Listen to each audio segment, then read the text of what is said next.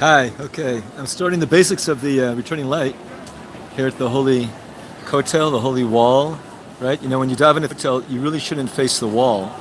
You turn a little bit to your left and you face the Holies of Holies, right?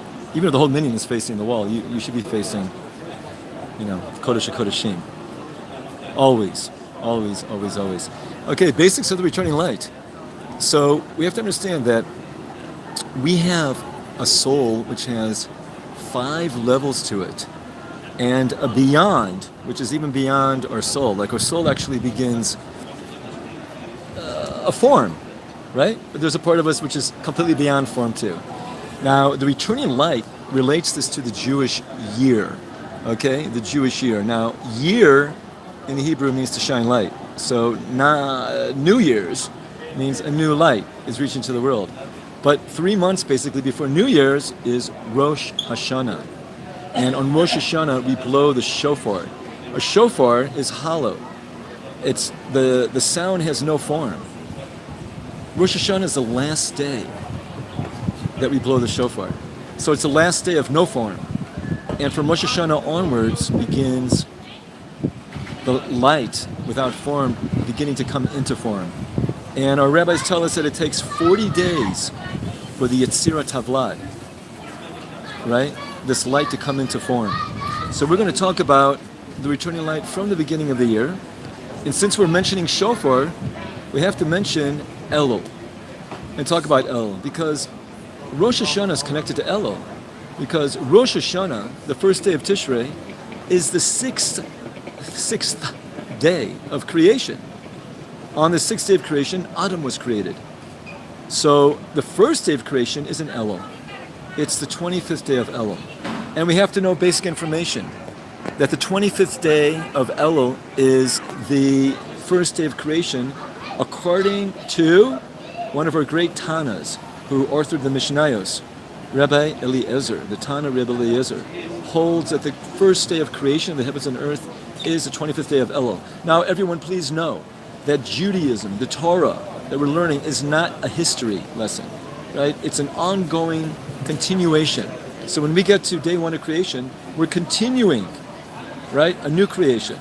It's starting again, a brand new creation. It's a continuation, and it's happening again. New creation. Rosh Hashanah, there's a new birth of Adam. Now we have to understand what is the nature of this birth of Adam. I want to tell you right now, straight out, that there's another opinion that on the other side of the year, the 25th of Adar, Elul and Adar are parallel months. The 25th of Adar, according to the Tana Rebbe Yehoshua, is day 1 of creation, making the 6th day Rosh Chodesh Nisan. So we have something called a machloket, an argument between two Tanoim. But you know what? Our great sage in Tosfos, the Rabbeinu Tam tells us in Gemara Rosh Hashanah, Daf 27, it's Lama'an, like, which opinion do you go with? It's in that Tosfos there. Tosfos says that the opinion that says it's the 25th of Elul, Rabbi Eliezer, and the opinion, the 25th of Adar, day Rishon of creation, right? Rabbi Yehoshua, they're both the words of the living God. Shneim, Divrei Elohim Chaim. They're both true. How can that be that they're both true? They're completely opposite. One says one side of the year, the 25th of Adar as we're going into the springtime, and one says the 20th of Elul as we're going into the winter, and everything's dying out, the nature at least, right? Well, he explains it very simply, that the 25th of Elul, as we're going into the beyond, wintertime, beyond the physical is dying out, that's a creation of Adam in conception. In any pregnancy, you have to first have conception. And interesting, in Hebrew, conception is called rayon, a rayon, and pregnancy is barayon. Kind of the same sound, the same word almost, right? Different letters, but it means something. It's the same. The beginning of pregnancy of a new reality for you is a new thought, a new conception. So to conceive with thought and to conceive. And our sages tell us that on Rosh Hashanah, the 6th day of creation, is when God visited Sarah Imenu, visited her, that she became pregnant. Well, it wasn't immaculate conception. It's immaculate because we know God is involved. It takes 3, the man, the wife, and God to create a baby, right? In the right time, God willing, for all of us. that it was on Rosh Hashanah that Sar Imenu conceived Isaac, Yitzchak Avinu, right? Conceived. Now, our sages tell us, again I mentioned, it takes 40 days in a pregnancy for the new conception, right, to come into any type of form whatsoever. And our rabbis mention that in the Gemara concerning a big concern, concerning Leah. Leah, one of the 4 wives of Jacob, right? When she was pregnant with her 7th son, so she realized if she has a 7th son, she's going to totally embarrass her sister. And you know what? Her sister Rachel made sure to not totally embarrass Leah, right? When was that? Of course, when Jacob is under the chuppah with supposedly Rachel, but it wasn't Rachel, it was really Leah. So Rachel gave over the signs to Leah so Leah could fake him out instead of embarrassing her sister in front of everybody at the chuppah.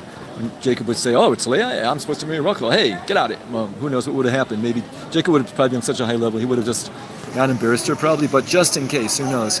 Maybe they didn't realize how much of a tzaddik Jacob was. I don't know. But here's now Leah's turn not to embarrass her sister Rachel. So she prays to God, because if she had a 7th son, and the handmaids already, each one, Leah, Bilhah and Zilpah, each had 2. So 7 plus 2 and 2, 7 plus 4 is 11. That means that Rachel would only be able to contribute, they all knew from Ruach HaKodesh, from Holy Spirit, that they were going to create the 12 tribes. And then Rachel would only be able to create 1. That's less than the handmaids. That's an embarrassment. Less than the handmaids. Not even the same amount the handmaids contribute. So she prayed that her 7th child should become a girl. The sages asked, hey, you're not allowed to pray for something once it's already happened. It's a tefillat shav, a non-prayer. I mean, it's already happened. Hey, you know what? You know how the answer? The answer is simply that she prayed within the first 40 days from conception. And during those first 40 days, there isn't really anything yet. There's no gender.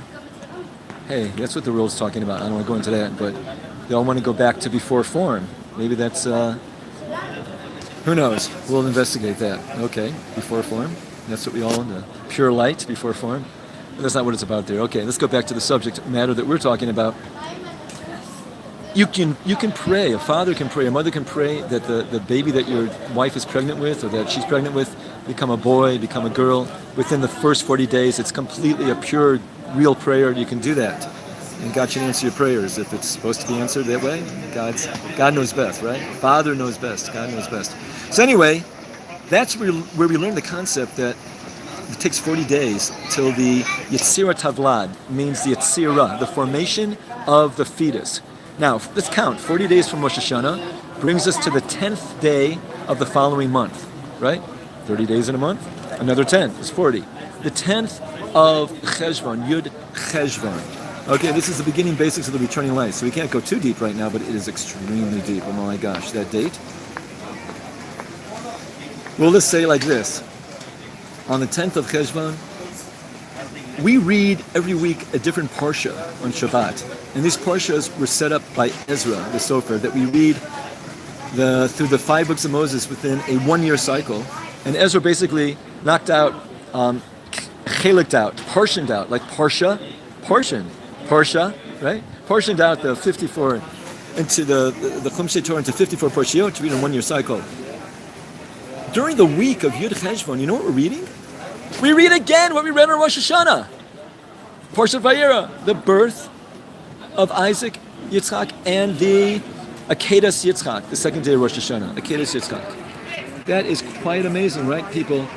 We come to the Yetzirah Tavlad and we read it again. Now, in the Akedas Yitzchak, Isaac is called a name by God.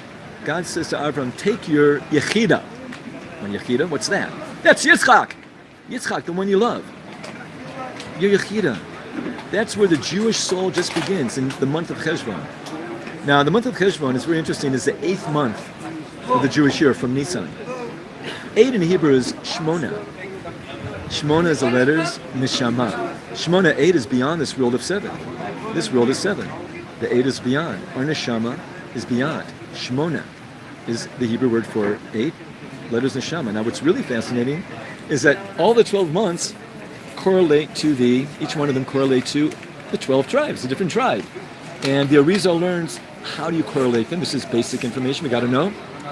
There's a parsha called Nasa, which we read during Shavuot time. It's the second parsha of the book of Bamidbar. We plug it in during the 8 days of Hanukkah because it's all about the inauguration of the Mizbeach, of the holy altar in the temple. Yeah, that when we inaugurated it, right? Well, in the Mishkan, when we first inaugurated the temple in the Mishkan. So, hang on, there's something on my screen. Okay. So every day, inauguration of the Mishkan, the holy tabernacle in the temple, the altar there, every day a different tribe brought their gift. Day 1, Yehuda. Day 2, Yisachar. Day 3, Zevulun. Day 4, Reuben. And we're in the month of Reuben right now, Tammuz, as I'm speaking to you. Day 4, Reuben. Which is the Orach Chaim, his yortzeit. It's important to now connect heaven to earth because his yortzeit is exactly between heaven and earth, between, as my wife pointed out, between Sukkot and Pesach. Right? Pesach's more physical and Sukkot's more spiritual. So right between, connect the two. The secret of the Netilat Yadayim. Raise your hands across from your panim, that the action you get from the energy of the food should correlate to your inner true self, spiritual and physical. So then the 5th month is Shimon. The 6th month is, the 6th day was Shimon, that's the 6th month. The 7th day was Ephraim, brought their gift. The 8th day was Menashe. Whoa! The 8th month.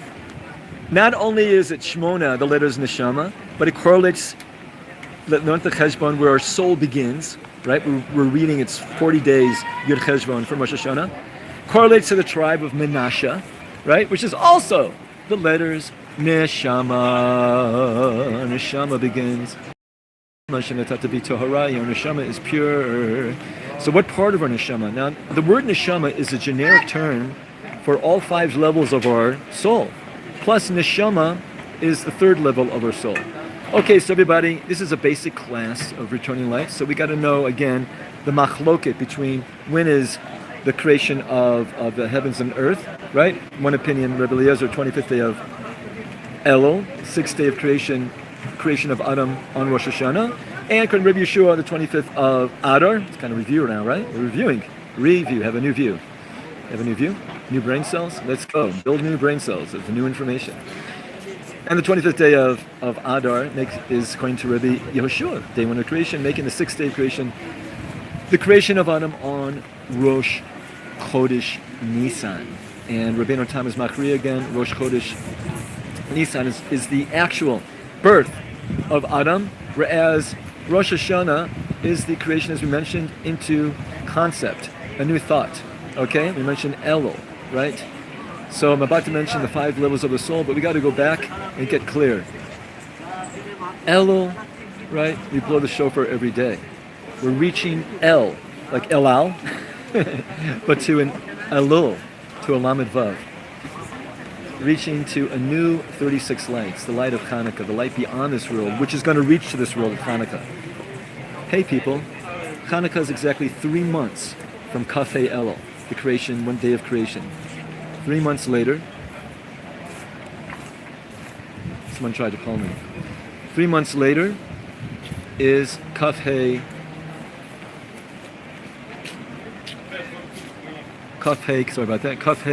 Kislev.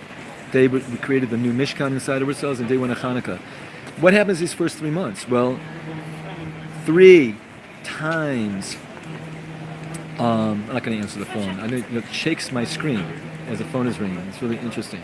I'll call them back when we're done for this first class. Wow. You see my face shaking? That's when it rings. It's really cool. Okay. 3 times 4. There's every 3 months, we're developing a new letter of Yud-Kei Vav-Kei. From Kafei Elul to Kafei Kislev, we developed the Yud of God's name. Got it? Got it. And the Yud is not just the Yud, it has a beyond. So until it comes into form, 40 days from Rosh Hashanah, it's in the beyond. So Elul, right, is beyond, beyond, beyond. Once you get to day 1 of creation, we're just beginning to come to something, right? Again, Rosh Hashanah is the last day of shofar. So it's all formless. And then we begin the 40 days of form, no more shofar. We're coming into form, because again, shofar is pure light, pure sound, pure light. No form. Okay, people, this is a lot of information for everyone. I know it, and I'm getting a phone call. So we'll see what happens here. We're at the Holy Kotel Well, we're teaching the returning light. We're going to teach how it is that the light of our soul comes in every year, and beginning with a new conception. And that light of our soul, the beginning of it is going to be Yechida, which correlates to the Yud of God's name, that we developed the first 3 months of the Jewish year, right? And once that Yud gets to Hanukkah, then after Hanukkah, the non-Jewish world, as we're reaching to the Hey, which is Bina, Yud is Chachma, Hey correlates to this world. The non-Jewish world can say, yes, the new light's reached to this world, and we can pronounce New Year. Yair, as I mentioned, means in Hebrew, Yair, Year, means to shine light. A new light has reached to this world. And we're going to talk about, in one of our classes, probably our next class, the secret to peace on earth is the world realizing that the symbiotic relationship between our Rosh Hashanah and New Year's, that we bring the New Year's blessings down into this physical world to create the new heavens. But beyond the heavens is where we begin. Jewish people, we don't pray to God in heaven. We pray to God, Oseh Shemayim V'Aretz, God who created the heavens and earth. Shalom from the Kotel. We'll continue. I hope you learned something today. Shalom, shalom. Thank you. How do we stop this? I don't even know. It says live. Here I am. I'm going to press on it. It doesn't do anything. Okay, hang on. Pressing here. I don't want to just blank out. Pressing here is just going to flip it around. Go here. I'm going to say share to Facebook. But now I'm posting. And I'm cutting off.